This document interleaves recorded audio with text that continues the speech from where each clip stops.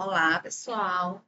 Dando prosseguimento aos estudos da disciplina de Sociologia da Educação, hoje nós vamos fazer a videoaula da unidade 1. O tema central é o poder da educação, sua natureza e seu papel.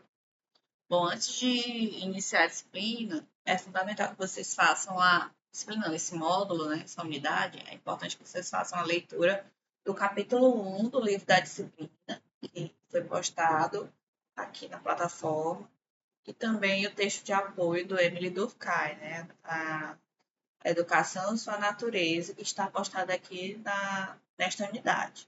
Esse texto, esses materiais vão subsidiar a elaboração da atividade de arquivo único, cujo principal tema é exatamente uma resenha a respeito desses conteúdos, tá? Desses assuntos. Então, para iniciarmos a aula, eu trouxe essa imagem, né, sobre como a educação ela pode mudar a perspectiva de um sujeito, por, por, é, por completude, né, por consequência, também de toda a comunidade, de toda a sociedade. Vejo que a posição do garoto, né, de declínio, ele vai se levantando, vai pegando o livro, vai erguendo a coluna, né, até que ele já desenvolvido consegue uma postura mais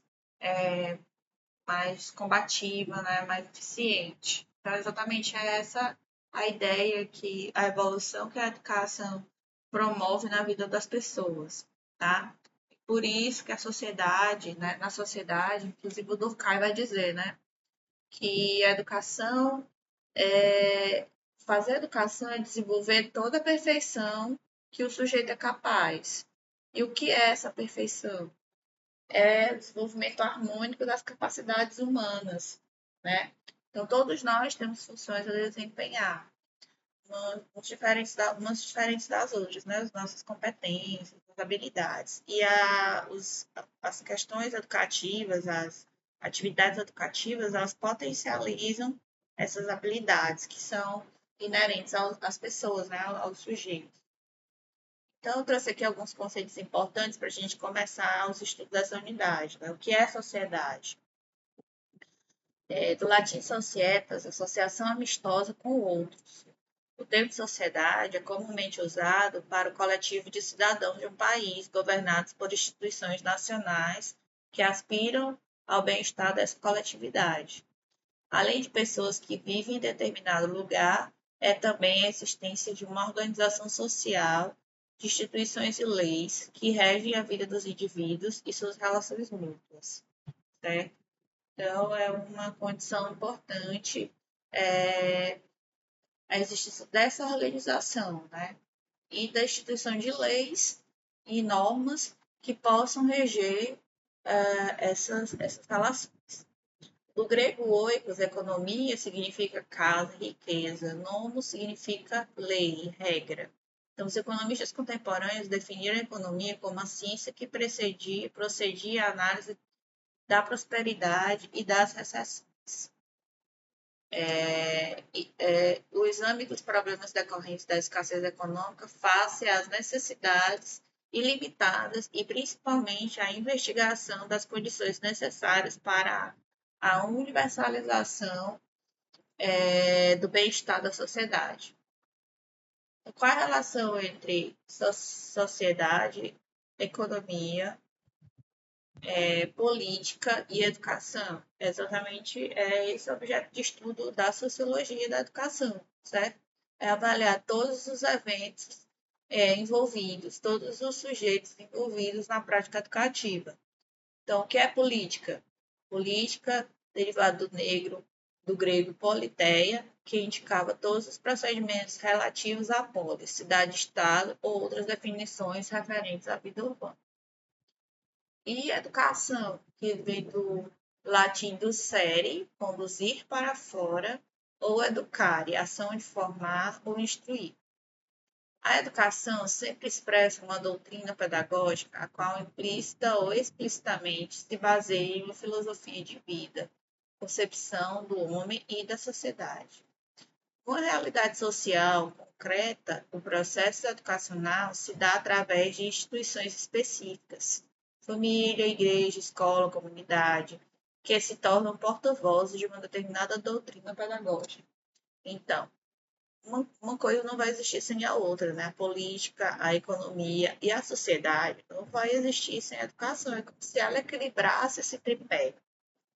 Ela que organizasse as leis, né? Racionalizasse sobre essas relações. Então, existem relações recíprocas, né?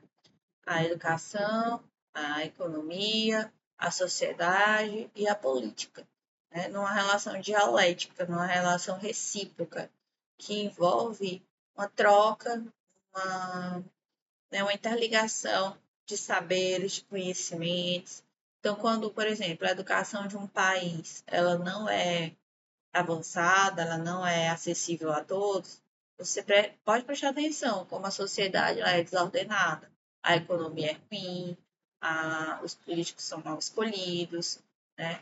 Então, já quando uma sociedade ela é bem educada, nós temos menos, menos violência, os órgãos públicos funcionam adequadamente, né? A economia também é desenvolvida. Então, um fator contribui para o outro, né? Sendo que a educação está na base de todos eles.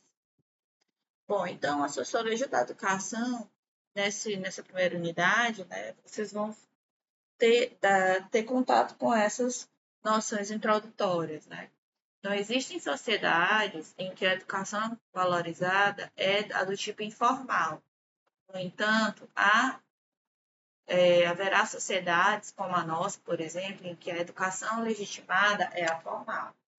Então, essa educação tem objetivos claros e específicos e é representada por escolas e universidades, além de depender de uma diretriz educacional centrada como currículo, determinada por estruturas hierárquicas.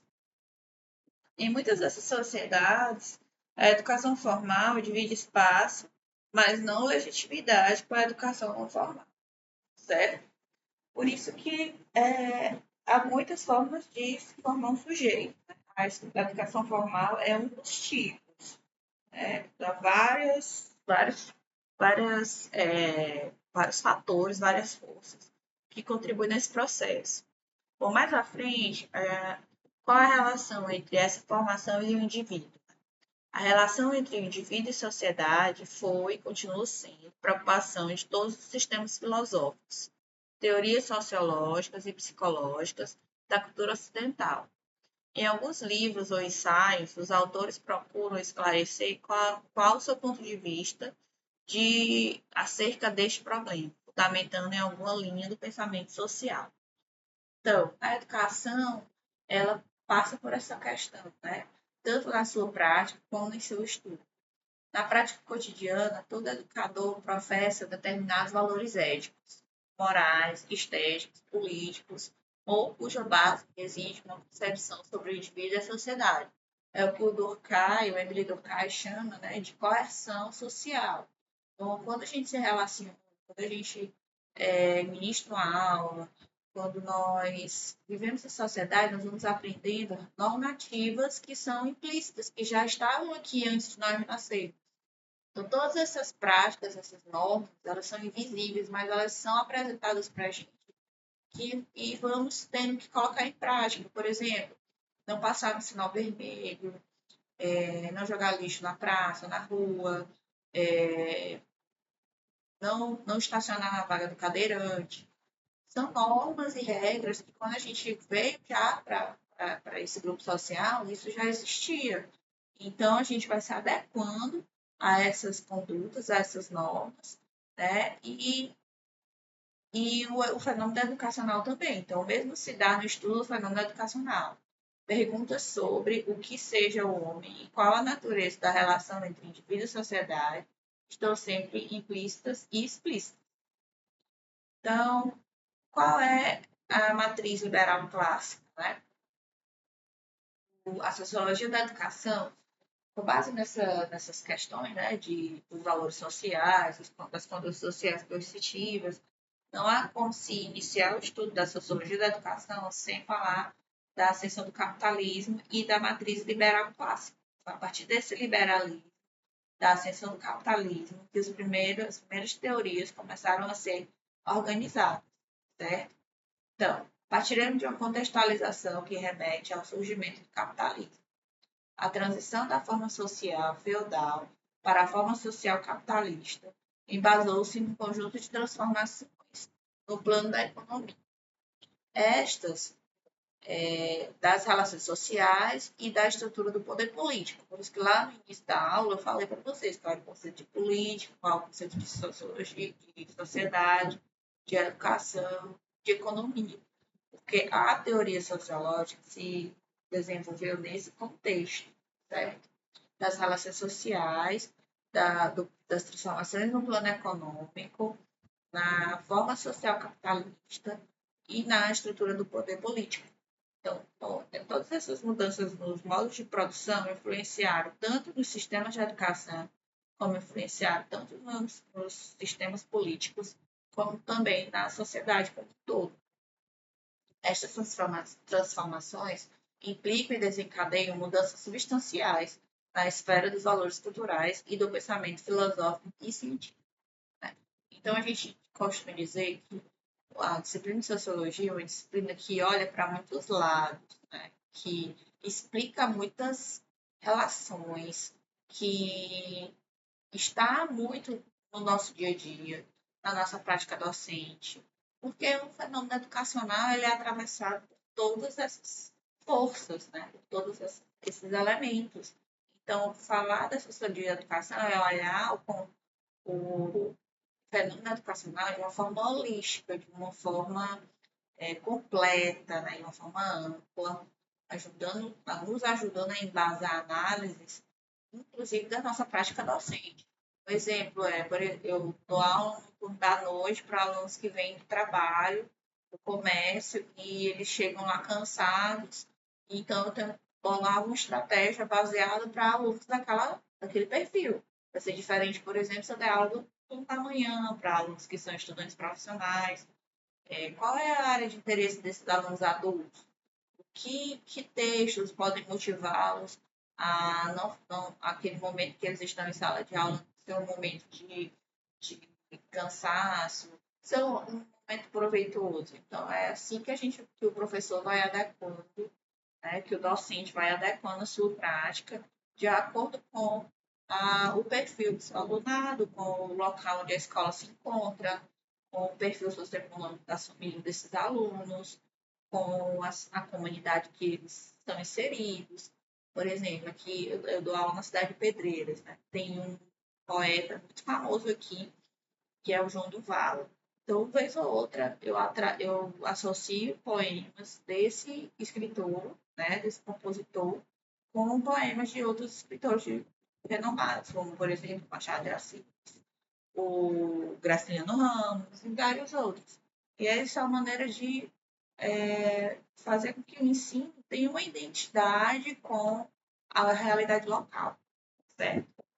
Bom, aqui a gente tem alguns pensadores da sociologia, né, que a gente vai estudar, especialmente na próxima unidade. São eles, né, Auguste Comte, que é o pai do positivismo, pai da sociologia, e também escreveu o curso da sociologia positivista. Certo? Então, aqui tem também ele dizia que a sociologia é a ciência da sociedade, certo?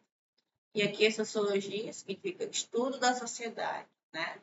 Aqui é o Karl Marx, que escreveu inúmeros livros importantes, especialmente na ascensão do capitalismo, da burguesia. Falava bastante sobre o proletariado, como o proletariado são os trabalhadores, né?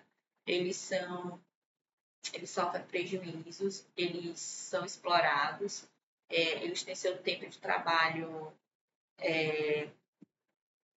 invadido, né? O que a gente chama, o trabalho abusivo, né? Um trabalho exaustivo. Isso faz com que os detentores dos meios de produção enriqueçam mais e aquele proletariado fique cada vez mais, seja cada vez mais explorado. e isso é uma questão atual, inclusive, né? Ele falava do esgotamento do capitalismo, como o capitalismo, dentro de alguns séculos, poderia não mais representar o não mais representar a principal fonte de riqueza da humanidade, né? Pelo esgotamento dos recursos de produção, dos recursos ambientais, né? Bem à frente do seu tempo, isso foi lá no século XIX, e a gente vê no século XX e XXI exatamente as teorias que se confirmando, aquelas teorias de Karl Marx, né? Dos efeitos danosos do capitalismo, não somente na esfera social, como ambiental. Então, ele conciliou filosofia, economia, política e direito para elaborar uma crítica ao capitalismo. Sociedades somente podem ser compreendidas por meio de condições materiais de uma existência e análise de sua existência e pela análise da luta de classes. Outro pensador muito importante que nós vamos ver ao longo da disciplina é esse aqui, o Emile Durkheim. Ele é fundador da sociologia moderna e responsável por fazer a sociologia uma ciência. Para ele, a sociologia é o estudo dos fatos sociais, certo? Aqui o Max Weber, a sociologia é a compreensão das ações sociais. Ele já colocou uma ação lá no meio, né? Então, a sociologia de Weber é compreensiva, pois prioriza a compreensão dos fenômenos sociais, ou seja, da ação social, em vez da explicação. O método compreensivo de Weber destaca-se pela abordagem qualitativa em oposição à abordagem quantitativa do método funcionalista de Durkheim. Então, uma teoria vai conversar com a outra, né? Ali na unidade 1 do livro, vocês vão ver é, que as questões relacionadas às contribuições que esses pensadores deram à sociologia são de fundamental importância para a compreensão, né, desses fenômenos. Aqui eu elaborei um gráfico sobre a contribuição da educação informal, formal e não formal. Qual é a diferença entre elas, né? Como elas são complementares. E essa educação ela vem tanto de instituições como família, igreja, trabalho, né?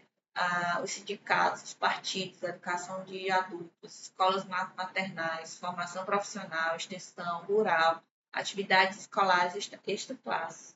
Então, essas organizações políticas, científicas, educacionais, elas são agentes formativos para grupos sociais específicos, né?